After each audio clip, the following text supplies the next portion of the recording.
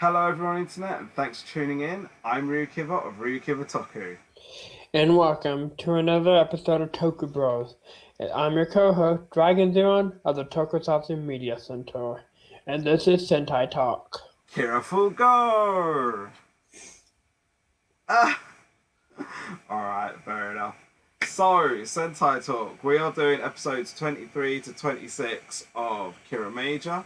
But first, have we had any Sentai news this last... Not really, cause ever since the TV magazines, like they cracked down on that, we haven't really been getting a lot of those. So I mean, I guess like we had like all the magazine scans of Yodonna, of the Kira May Go power up, which has mm-hmm. been in episode 25 and 26 anyway. Let me think. I do believe that they have revealed the final mecha though. Have you seen that?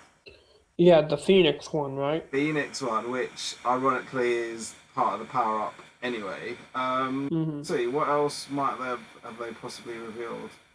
I think there is actually a power up in relation to Oridin. Maybe, I don't remember I'm pretty that. sure I saw that as well, so I'm pretty sure that's been revealed. So there's like quite... Oh, no, it is. It has been revealed. It's like a gold mecha. Oh yeah, I heard about that.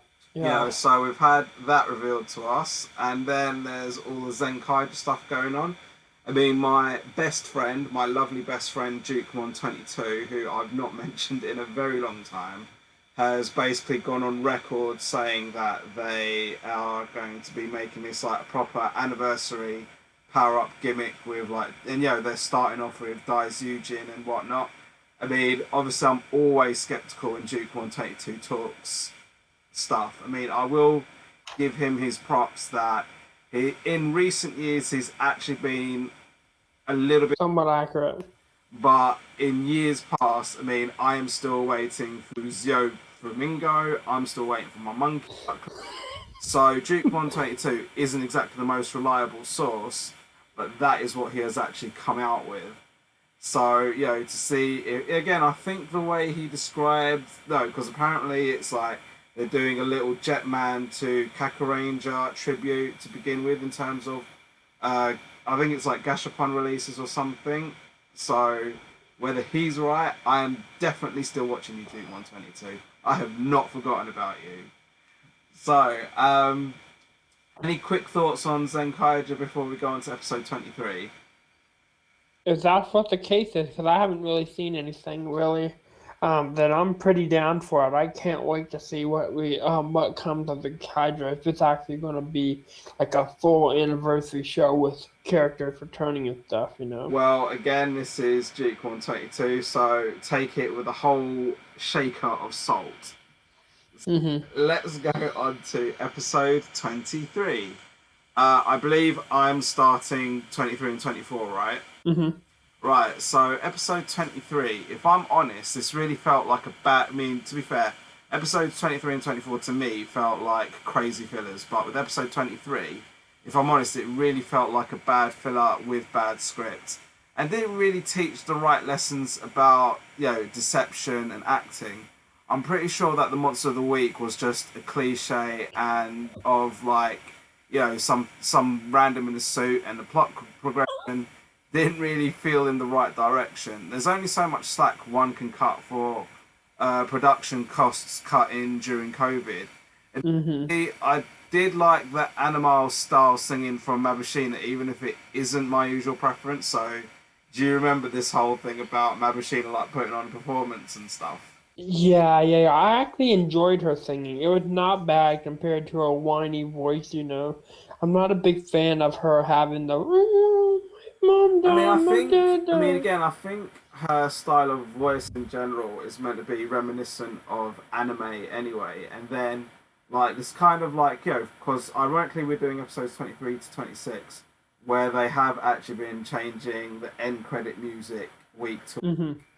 And there's some good ass insert scenes that sound pretty well. We'll talk about each one as we go. So like Mabushina's to begin with. Again, it's like I actually did like it, admittedly. But again, when it comes to this whole episode. I mean, yeah, I was expecting like a big, massive reveal of Mabushina's parents, but we didn't get that at all. I mean, we got like this kind of flimsy crown and Yeah, kind of, like, that's like again, it's could very basically. cliche. It was very cliche, and like, like, and again, the whole thing about accepting. I mean, the better lesson would have been to teach, you know, viewers to learn to tell the truth from the off, even though obviously that wouldn't do plot progression, but yeah, when it comes to kiramager, they've normally been quite good on twisting the cliches, but Hmm. I'd say the last few episodes have not really been doing that. So in the last month, they've not really been doing that. How would you have done this if you were like the writer? I mean, again, like, I'd have probably made being honest and truthful at the forefront. But again, that's kind of exactly the opposite of this episode anyway. But, like, and again, like, I think the worst thing is like they're just like, oh, the strength of Mabushina's mother went down, so we're clearly going to see her in some form in a later episode. It just means that doing it like this, they don't have to keep bringing her back every episode. So kind of get, But I do like that though, but because it's so cliche. But it's so cliche in my opinion. well, it can work though, because I don't think Sentai has ever done it where they'll actually return the characters in the future. No, they do. Yeah, no, they do that all the time. Like, they'll introduce a character, they disappear, and then they don't come back until like much later on. So no, I would say the opposite. I'd say that's definitely a thing that Sentai does. Anything more to add on episode 23? Not really. Like the ending scene was not bad. Yeah, Like she had a we've already yeah. covered that, so it's all cool. We'll move on. When it comes to episode 24, now on the whole, this really did feel like another pointless corny filler. Even if I did like the song in this one, so the song is the whole all five main kiramagers with Kirama Silver kind of being a roadie. strumming his driller. So moving on to episode 24, on the whole, this really did feel like another pointless corny filler, even if I did like the song they did, which on this occasion was the five kiramagers with Mabushina and Kirama Silver kind of like lulling around at the front and at the back.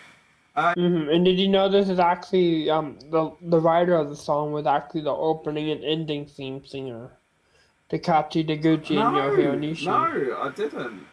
Yeah, like I always. That's right. I mean, because talking about the episode, and they're the doctors who show up. Right. So like, were those the doctors? Yep. I mean, I'll be honest, I did not notice that at all, admittedly. But like I'll say, when it comes to the episode, it was another set of haphazard coincidences, and it really glossed over the fact that they were able to master the song and instruments in a single night, without any real story apart from maybe Juru and Sayo, which both seem vague. So, like, there was that thing about Sayo being, like, part of a doctor band or something, and Juru... At least Juru's probably a little... And the pianist as well, because I heard this Pianist? What? The Green Ranger? Yeah, like, she's actually a full-blown pianist. That was actually her playing. I mean, the thing is, like, No, that was actually her playing, like, the But this was I will be honest, that was kind of the one thing that I was actually going to think of during the episode. So, like, the song itself seemed... Because, like, obviously they did this thing, like, where the kid wrote the song. Considering this kid was very pessimistic, the song itself seemed ridiculously optimistic and supposedly written by a kid, let alone a kid who was acting pessimistic but wrote such positive lyrics. I mean, the heavy metal that Garza was, I actually did kind of like, so I'm not too sure why they're trying to portray that so negatively. Exactly. I hope that it actually turned out to be an actual insert song for him, because maybe every in the year album, maybe on like the character album that they're most likely releasing at some point. And this is it. Even if I don't know if they were actually literally physically performing the song, like the voice and the acting were ironically convincing to me. So even if I don't know if the actress can play the drums, but I would say she seemed in time. I don't know about, like you're talking about Kirama Green, but... Yeah, she was actually a pianist. At least the vocals do sound like Tame Tamo, or what's his name? Hello. At least that actually sounded like him, admittedly. I mean, I found it funny that Takamichi and Mabushina barely did anything in the episode anyway, though. Mm-hmm. And they just decided to throw them at the end of the episode, Yeah, Like they have no something like use that. for them. I do hope that we get another arc with Takamichi again, because I'm starting to get like a little bit bored of him, I don't know. It's a bit of a grey area because, like, if you get too many arcs of like the red and the sixth, people get a bit agitated. So yeah, like I believe episode 27 is going to be a Green Ranger episode, but we will. But I'll let you introduce episode 25.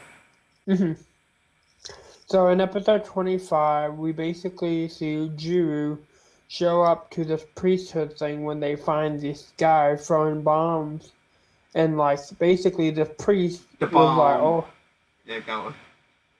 but the priest actually knew him back when he was a kid, and he told him about the story about the phoenix and stuff. And he was basically saying, "Oh, I love the story about how like a warrior rises up from the ashes, and all this stuff." And like we don't really get to see what Juru exactly did, but we just know that he drew a phoenix. So it's like he somehow foretold it when he was a kid or some. I don't know.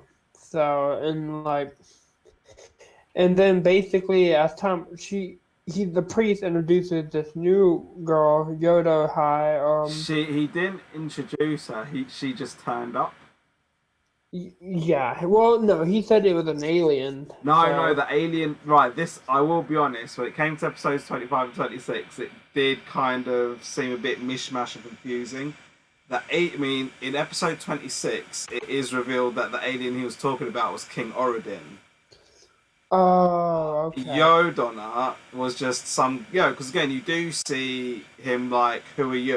It really did get confusing, but I did manage to follow it, just about, but it was quite interesting trying to follow the alien that he was actually talking about. I mean, when it comes to hmm when it comes to these episodes, like with episode 23 and 24 being like, in my opinion, being quite lackluster, I at least felt that this plot relevant episode was really good, bringing the actress from Garrow versus Rhodes, who was both hot, and I liked her dark, broody, gothic vibe that she brought almost straight out of the Garrow universe itself. Normally, I dislike it when the monster of the week is puerile, but there was something a little funny about this bomb monster, admittedly. He's an idiot. Yeah, and he was Literally a like fucking bowling idiot. as well and stuff.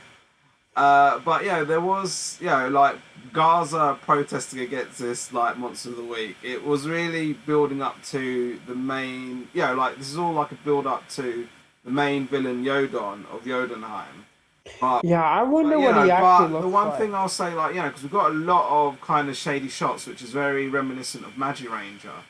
But I'm obviously, like Magi Ranger's, final villain was actually really good. So I'm just wondering if Yodon is going to match this hype. Mm. I mean, And I also got a lot of Q Ranger vibes as well. yeah, I'll agree with that. I mean, like bearing in mind, Curator's in my top 5 of my chart, which I did a few weeks ago. So I could, so again, Magi Ranger, Q Ranger, that kind of final villain vibe, totally in the same ballpark. So it'd hmm be interesting to see if Yodon's in that. And like when it comes to Yodonna, like I totally rate her look. I thought she was quite sassy. I mean, I'm not too sure.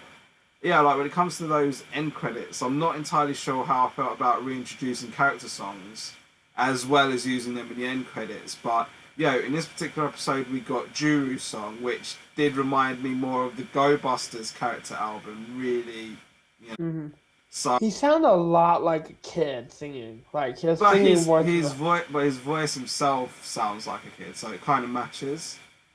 not really like his voice. He sounds very like light in this like song. He's like or he like like something about it just seemed different. I don't know if they use auto tune or what. And then after a follow up, basically we see Yodo Hey or whatever the Yodo girl. Yo She Donna. basically Yo Donna. She basically kicking the asses of kiramager. And this is where Juru tries to basically go back to the thing to try to get the Deus Ex Machina for this arc, which is basically the Guardian armor that looks a lot like Gozager and You know, I if you disagree. I don't think it looks like there's all. well, it doesn't look like it goes Asia, but it kind of had those vibes though. Well, this is it. All these like team power ups do have a similar vibe. I mean, I mentioned Magi Ranger already. Um, Mhm. I will say, like, for episode 26, it was, on one hand, it was a heavily cliched episode. And actually, ones that, this was like one that kiramager didn't put a unique twist on anything.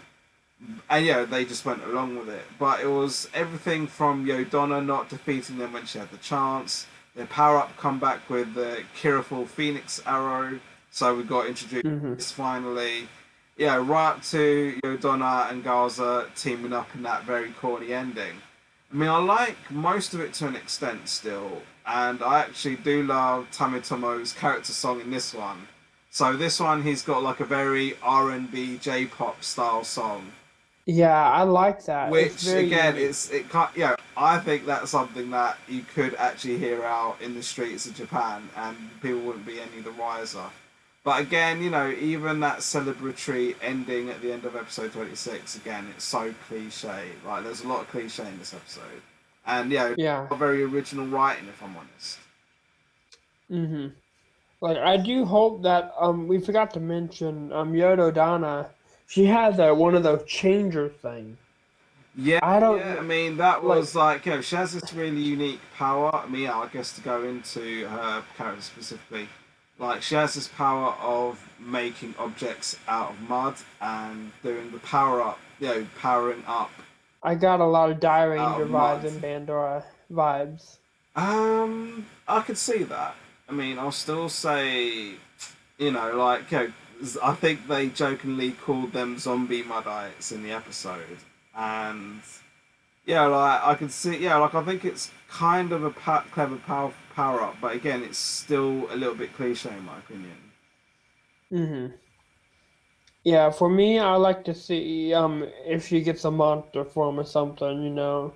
I hope she's not like a one-off character that's only with us for like five I'm gonna episodes. disagree. I mean, because like I think it's actually quite cool that they've actually kept Yodonna.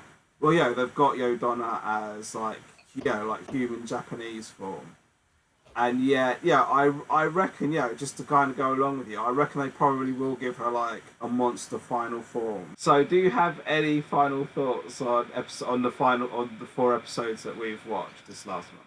I mean, it was alright. We're kind of like at the mid-season like crunch. Where they're trying to like do It something. Yeah, I get that. Like, it's not, we don't expect something big, until like episode 35 or something, And then we'll see something of the final villain, which I hope he actually is like as strong as he thinks, and actually fights the heroes. But I'd love to see a hero, like a main villain, fight the good guys multiple times. You don't really see that often, sadly, so. Yeah, I think that's a good note to end on. So thank you all for watching. You can catch us on all the social medias as per. You've got my boy Dragon Zeron, who has his Instagram and YouTube channel as well as his Patreon. About to hit 900 subscribers on YouTube, so Go check for it it. out. And then you've got ourselves at Toku Bros, where we are on Facebook, Twitter, and this very YouTube channel. Twitter at Toku Bros 71 and Instagram at Toku Bros. And then finally, myself, RyuKiva of RyuKiva Toku, where I am on Facebook, Twitter, YouTube, Instagram, as well as Patreon, and my WordPress site, ryukivatoku.wordpress.com. So, thank you all for watching. Hope to see you again next time, and fish through the cam. See you next time.